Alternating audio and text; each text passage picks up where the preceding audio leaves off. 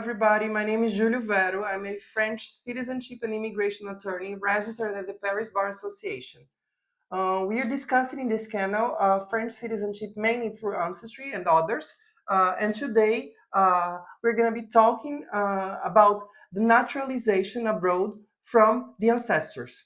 As I mentioned in my other videos, once you launch a CNF application in order to obtain a French citizenship certificate and to prove your status of French citizenship because of your ancestry, you will be required to prove that all the negative and positive conditions for the transmission of French citizenship were met by your ancestors in the chain of affiliation, linking you to a French ancestor. So basically, everybody in the chain of affiliation will need to prove that he or she met the conditions applicable at the time to either keep his or her own French citizen status and conditions to transmit this status to children that were born abroad. Until 1973, there was strict provisions governing the acquisition of French citizenship abroad by French nationals and the impact that it might have on this French citizen status. So basically, from the Napoleonic Code, the acquisition of foreign citizenship through naturalization, meaning that when someone acquired citizenship by the fact of residence because of due to residence abroad, this person might be considered as having lost his own French citizenship or her own French citizenship, and thus the transmission might have been broken, stopped at this stage. It's precisely because one needs to prove that all the conditions were met, meaning that the burden of proof relies upon you in this French citizenship certificate application. You need to prove that the negative conditions were met. Basically, that your ancestors did not naturalize abroad, did not acquire citizenship abroad. When we analyze, when we interpret the meaning of acquired citizenship abroad, you have to consider this under the French citizenship law, nor under the simple and recurrent meaning of obtaining any other citizenship.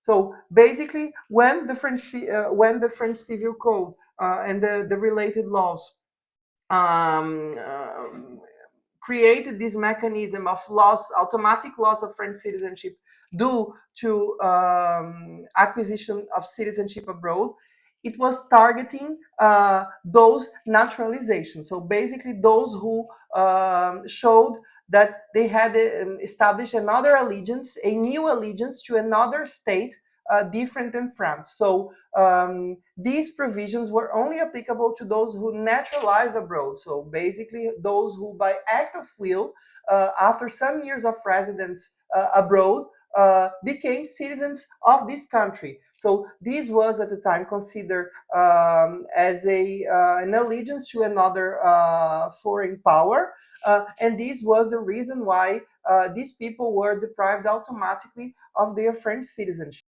So it excludes the case where people got another citizenship than French citizenship due to ancestry reasons. So, for example, if my grandfather became Polish because his mother was Polish, then he did not lose the French citizenship because it's not considered an act of will. Even if he looked for the papers and he had to do the registration, this allegiance there is the reason why he would lose the French citizenship was there through birth. So it's not considered a new allegiance. So it won't cause the automatic loss of citizenship if your ancestor acquired citizenship due to his ancestry. Also, when it's considered and proven that this new acquisition of citizenship was not out of an act of will, just it happened because, for example, it was necessary to remain in the country. However, the burden of proof is on us, so we need to provide documents to prove these circumstances. And we are going to arrive now to a specific case, which is the female case, because the gender of the person was somehow determined how these provisions on the automatic loss of citizenship were applicable, because at the time the laws were very discriminatory. Therefore, if the principle is the automatic loss of citizenship until 1973, these provisions were somehow lightened at the time, because there were the wars and France could not lose his or her soldiers easily. So, to prevent people from escaping the mandatory military circumscription at the time, even men that wanted to not be French anymore, those needed to apply for an authorization of the government to erase this allegiance towards France. So basically, those male French citizens who acquired citizenship abroad, even through an act of will, through naturalization, those remain French if they did not apply with the French government to lose this French nationality. So basically, they needed an authorization that was practically never given in order to be liberated from this allegiance towards France and to lose this French citizenship. So basically, for male French citizens, even those who naturalized abroad prior to 73, if they did not apply for this authorization from the government, which was normally the case, they remain French citizens, and all the children that were born abroad were born to a French parent, so this citizenship could have been transmitted. We are not in the same scenario when French female ancestors acquired citizenship abroad.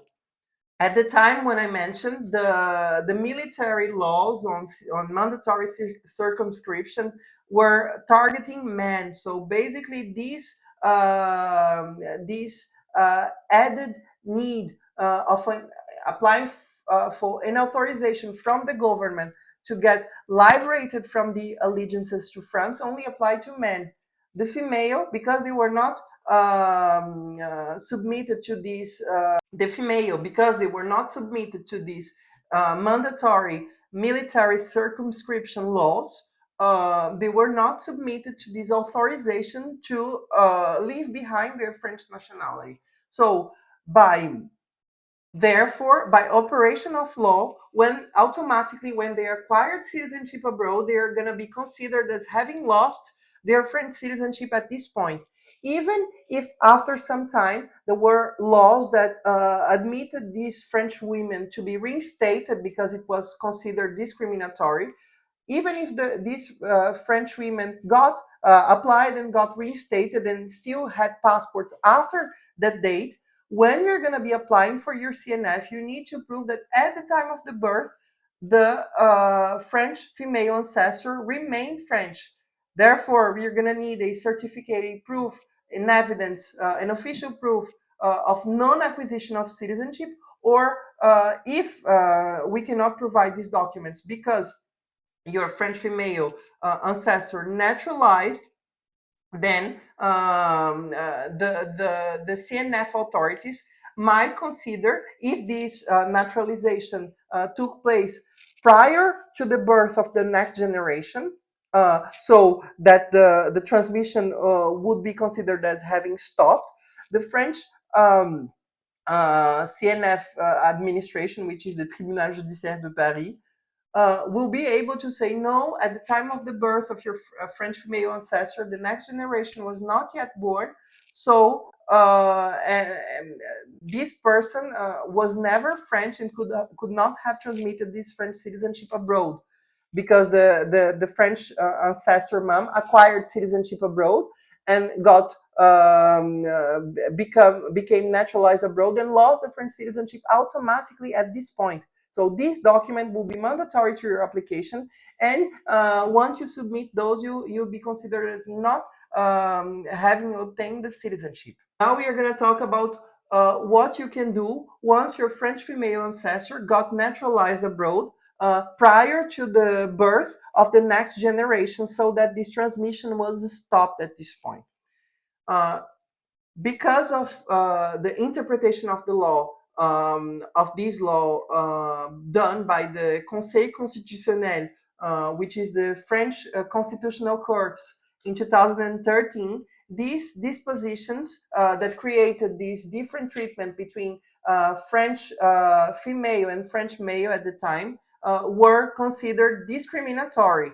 So they can be excluded. Their application can be excluded if the French female who was deprived of her own citizenship because of the applicable provisions at the time apply in front of a judge in France to declare that this loss of citizenship never took place. So if your French female ancestor is still alive, we can apply to declare that these dispositions were considered unconstitutional by the Supreme Court, and that because of that, they never existed at the time.